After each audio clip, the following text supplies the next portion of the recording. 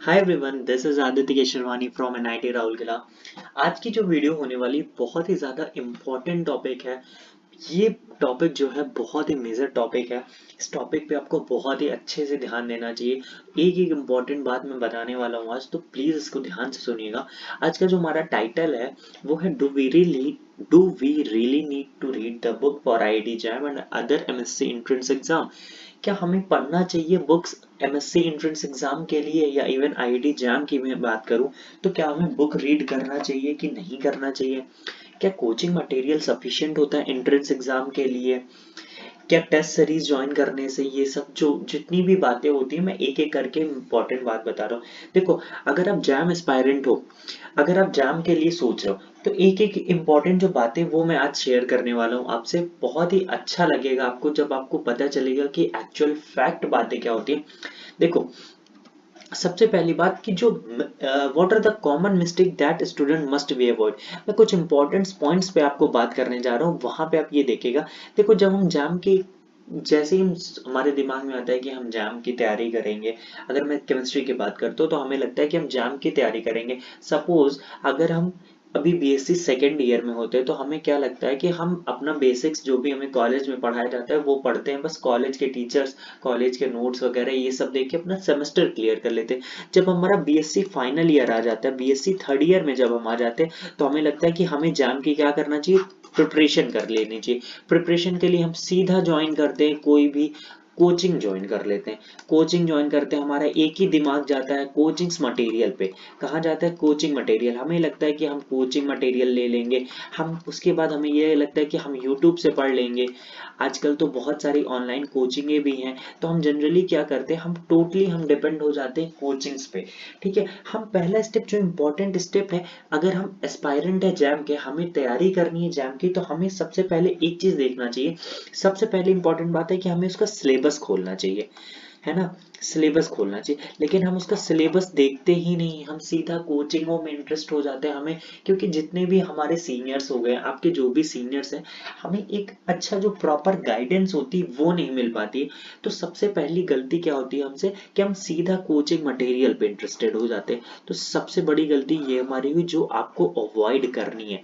ठीक है, दूसरी गलती ये है कि हम सिर्फ यूट्यूब चैनल्स को, यूट्यूब जो भी चैनल्स है यूट्यूब में, सिर्फ उसको फॉलो करते हैं, सिर्फ उससे पढ़ते हैं। तो हमें ये तो लगता है, देखो सपोज अगर आप केमिकल इक्विलिब्रियम पढ़ रहे हो, आपने क्या किया कि केमिकल इक्विलिब्रियम को क्या किया कि कोई भी यूट्यूब में आपने सर्च किया, आपको यूट्यूब में मिल गया। मान लो 15 से 20 लेक्चर उसने केमिकल इक्विलिब्रियम आयनिक पूरा सब पढ़ा दिया। आपने पूरा पढ़ लिया, 15 से 20 लेक्चर में आपने केमिकल आयनिक और फेज इक्विलिब्रियम पढ़ लिया। लेकिन क्या आप अपने से उस टाइम पूछो, क्या आपका उस टाइम बेसिक्स जो था वो क्या पूरा आपका बेसिक्स क्लियर था? सपोज आपने पढ़ तो लिया, आपको इवन मैं कह रहा हूँ कि जो टीचर होगा वो भी आपको बेसिक पढ़ाया होगा, बट एक बात ये रह जाती है कि 1 घंटे की या 1.5 घंटे की क्लास में एक टीचर आपको इतना कुछ नहीं बता सकता है। जो एंट्रेंस एग्जाम होता है वो ये नहीं चेक करता कि आपको, मतलब आपकी एबिलिटी, सोचने का तरीका चेक करता है। क्योंकि देखो, क्वेश्चन का जो पैटर्न है ना, अब जो एंट्रेंस एग्जाम हो रहे हैं मास्टर्स लेवल की अगर मैं बात करूं, वहां पे आपकी सोचने का तरीका, सपोज आपको एक क्वेश्चन, जो भी बेसिक्स क्वेश्चन आपको कराए जाते हैं, थोड़ा सा भी अगर क्वेश्चन को घुमा दिया जाता है तो हम समझ नहीं पाते हैं। हमसे गलती हो जाती है, हमें ये लगता है कि ये क्वेश्चन तो पढ़ाया ही नहीं गया। कोचिंगों में यही होता है कि आपको जो जितना पढ़ा दिया गया आप उतना पढ़ लेते हो, आप बस उसी में क्या करते हो, थोड़ी बहुत क्वेश्चन की प्रैक्टिस कर लेते हो। जो कोचिंग मटेरियल अवेलेबल होते हैं उसमें आप क्या करते हो कि कोचिंग मटेरियल से आप कुछ क्वेश्चंस की प्रैक्टिस करिए, आपको लगता है कि हमें सब कुछ आ गया। तो सबसे बड़ी गलती यहाँ हमसे होती है, जो एक मिस्टेक ये थी। फिर उसके बाद मैं आपको बताता हूँ कि हमें क्या है, कि देखो अगर अभी आप बीएससी स्टूडेंट हो, अगर बीएससी स्टूडेंट हो, बीएससी फर्स्ट ईयर या सेकेंड ईयर, आप किसी के भी स्टूडेंट हो, इवन थर्ड ईयर की भी बात करता हूँ, तो सबसे इंपॉर्टेंट बात जो है, सबसे पहले आपको आदत डालनी पड़ेगी किसकी, बुक रीड करने की। अब आप ये सोचोगे कि सर बुक्स रीड करने में हमें तो बहुत ज्यादा बोरिंग लगता है।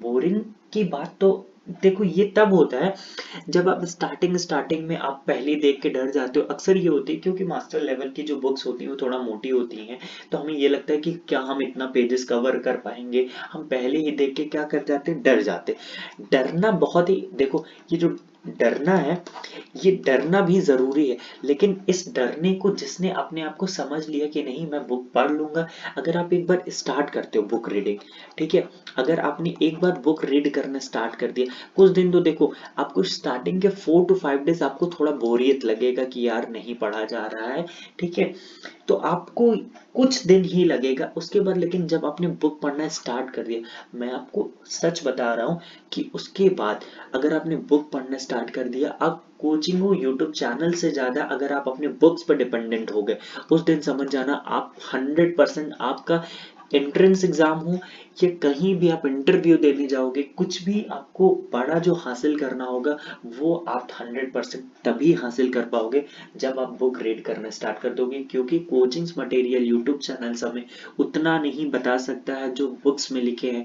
सपोज हम हमेशा इंटरव्यू देने से हम लोग क्यों डरते हैं, क्योंकि इंटरव्यू देने में हमें ये लगता है कि पता नहीं क्या पूछ लेगा, क्योंकि हम इसलिए डरते हैं क्योंकि हमें बहुत लिमिटेड कंटेंट पता होता है, बहुत ही लिमिटेड चीज पता होती है, लिमिटेड पता होती है। सबसे पहली ड्रॉबैक तो ये है, लिमिटेड के साथ साथ हमें ये भी नहीं पता होता है। सपोज मैं एक छोटा सा एग्जांपल ले रहा हूँ जो मेरा पर्सनल एक्सपीरियंस है, मुझे क्या लगा था, आप सबने एक ऑर्गेनिक में बहुत फेमस रिएक्शन है, ऑर्गेनिक नेम रिएक्शन है फेरोस्की रीअरेंजमेंट, तो मुझे ये लगता था कि जब भी फेरोस्की रीअरेंजमेंट में बेस लेते हैं तो बेस क्या करता है, हमेशा H प्लस को यहाँ से एब्स्ट्रैक्ट करता है। मैं ये सोचता था कि यहाँ ये जो CH2 ये वाला कार्बन है, यहाँ का प्रोटॉन तो मोर एसिडिक है, क्योंकि यहाँ पे क्लोरीन भी लगा है, क्लोरीन इस हाइड्रोजन को मोर एसिडिक कर रहा होगा, तो क्यों नहीं ये बेस इस वाले H प्लस को एब्स्ट्रैक्ट करता है, क्यों नहीं करता है, ऐसा क्यों नहीं होता है।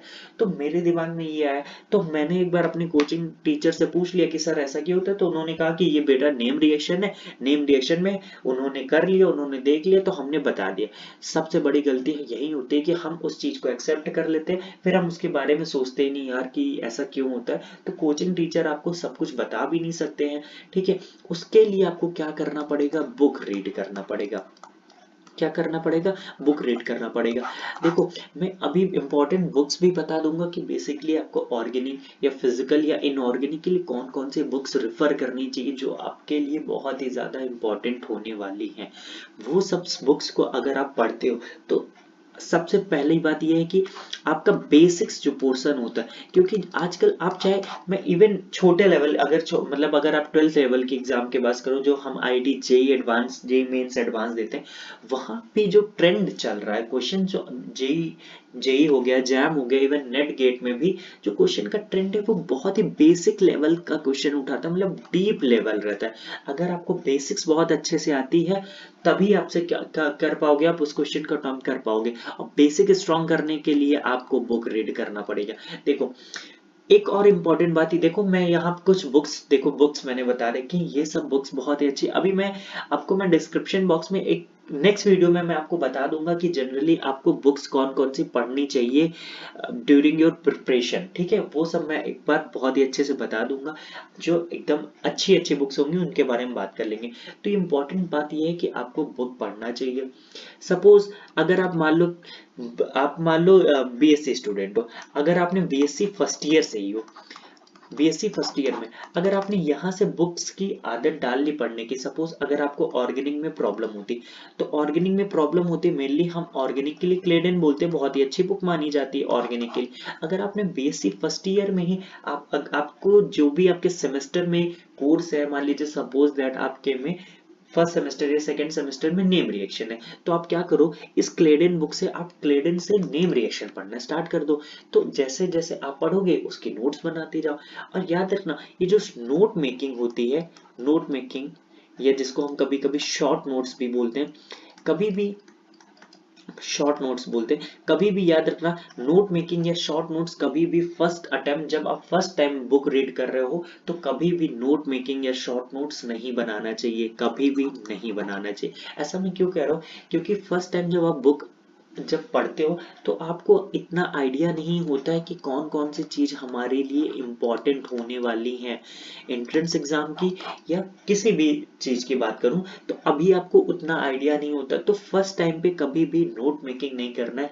जब आप एक बार पूरे अच्छे से एक चैप्टर को पढ़ लो, दोबारा जब आप कभी रिवाइज करने जाओ, उसके बाद यहाँ पे जब तुम सेकेंड टाइम रिवीजन में आओ, सेकेंड टाइम जब आप बुक को रिवाइज करोगे ना, तब आपको खुद एनालाइज होना शुरू हो जाएगा कि क्या क्या आपके लिए इम्पोर्टेंट है, आपके एग्जाम पॉइंट ऑफ व्यू से क्या क्या चीजें इम्पोर्टेंट है। देखो बहुत बड़ी गलती ये है कि हम डिपेंड हो जाते हैं। सपोज हमें ये लगता है कि हम जनरली सर्च करते हैं कि जैम में टॉपिक वाइज हमें क्या मिल जाए, कि टॉपिक वाइज कितने मार्क्स से कितना क्वेश्चन आता है। जब हम ये ढूंढने लगते हैं तो कोचिंग में मटेरियल जो होती है वो हमें सब दे देते कि जीओसी से इतने मार्क्स का, जीओसी से 2 मार्क्स का आया 2018 में, और 2019 में मैं एक एग्जांपल बता रहा हूँ 5 मार्क्स का है। तो हम ये सब इस पे देख लेते हैं, फिर हम अपने आप को एनालाइज नहीं कर पाते, हम इस पे डिपेंड हो गए तो हमें समझ में नहीं आता। तो मेरा ये कहने का मतलब है कि जब आप खुद से स्टार्ट करोगे बुक पढ़ना, तो आपको समझ में आएगा कि हमारे एग्जाम पॉइंट ऑफ व्यू से और हमारा जो बेसिक कंसेप्ट है वो कहाँ पे हमें समझ नहीं आता है, कहाँ पे हमसे गलतियां होती हैं। वो सारी गलतियां तभी हमें समझ में आएगी जब हम बुक रीड करना स्टार्ट करेंगे। अब मैं आपसे एक बात बहुत इंपॉर्टेंट कहने जा रहा हूँ, आपको चाहे आपको अच्छा लगेगा मेरे ख्याल से।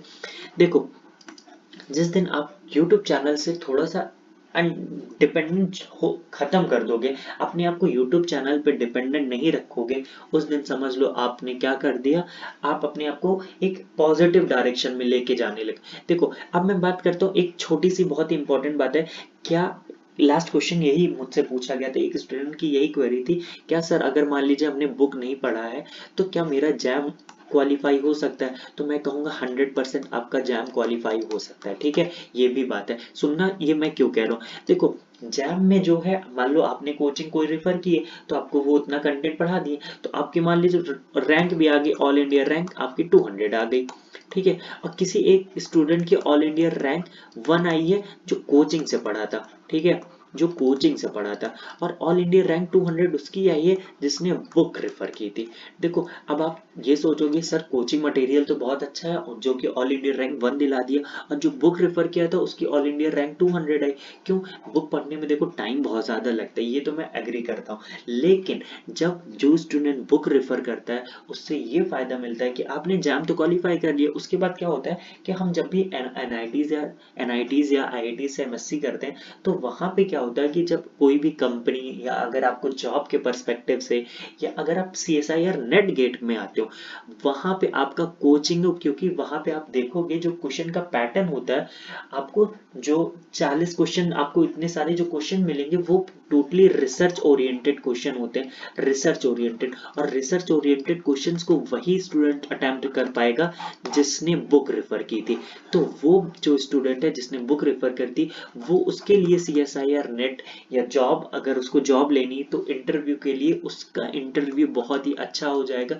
जबकि ऑल इंडिया रैंक 1 जिसकी है, जिसने सिर्फ कोचिंग पढ़ के किया था, तो शायद मे बी उसका ना हो पाए। इस वजह से मैं आपको समझाने की कोशिश कर रहा हूँ कि अभी से आप बुक रीड करना स्टार्ट कर दो, बुक रीडिंग बहुत ही ज्यादा जरूरी हो रही है। एक और इम्पोर्टेंट बात है कि कभी भी बुक रीड करना है आपको, तो कभी भी लेट के बुक रीड करना नहीं है, ये बहुत ही गलत तरीका है ना। कभी भी इस तरीके को फॉलो मत करना, क्योंकि इससे आपको क्या होता है कि जो हमारा माइंड होता है, जब हम लेट जाते हैं तो लेटने से क्या होता है कि हमारा माइंड, हमें लगता है कि हमें नींद टाइप की आने लगती है। तो बुक जब भी रीड करो आप स्टडी टेबल में बैठ के अच्छे से पढ़ो। और आपको देखो कई बुक्स होती हैं कि बहुत सारी मोटी होती है, जैसे क्लेडन की बात करो तो क्लेडन जो है बहुत ही मोटी बुक है, आपको ये लगेगा कि आप कवर कर पाओगे कि नहीं। देखो जब आप बुक रीड करना स्टार्ट कर दोगे ना, तो आपके अंदर वो क्वालिटी खुद आ जाएगी कि आपको कैसे बुक रीड करना है। ये सब बातें अगर आप दूसरे से सीख लोगे तो उस चीज को उतने अच्छे से नहीं अप्लाई कर पाओगे। अगर आप खुद से ट्राई करते रहोगे बुक रीड करना, तब आपको समझ में आ जाएगा कि क्या क्या इंपॉर्टेंट चीजें होती हैं, कि हमें क्या क्या कवर करना चाहिए, बेसिकली किस तरीके से बुक पढ़ना चाहिए। ठीक है, आई थिंक इतना बहुत होगा, सफिशिएंट होगा।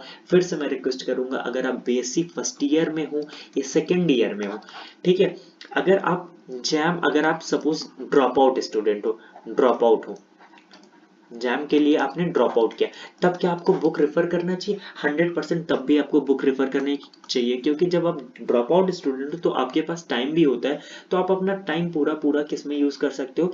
आप 2 घंटे ही डेली बुक पढ़ो, लेकिन पढ़ो एटलीस्ट। बुक पढ़ने से आपका बेसिक कंसेप्ट और जितने हाई लेवल आपके थिंकिंग प्रॉब्लम्स होते हैं वो सब आपको समझ में आ जाएगा। आई थिंक इतना सफिशिएंट होगा। किसी को और कोई भी डाउट हो तो वो मुझसे पूछ लीजिएगा, ठीक है? Thank you so much for watching the video.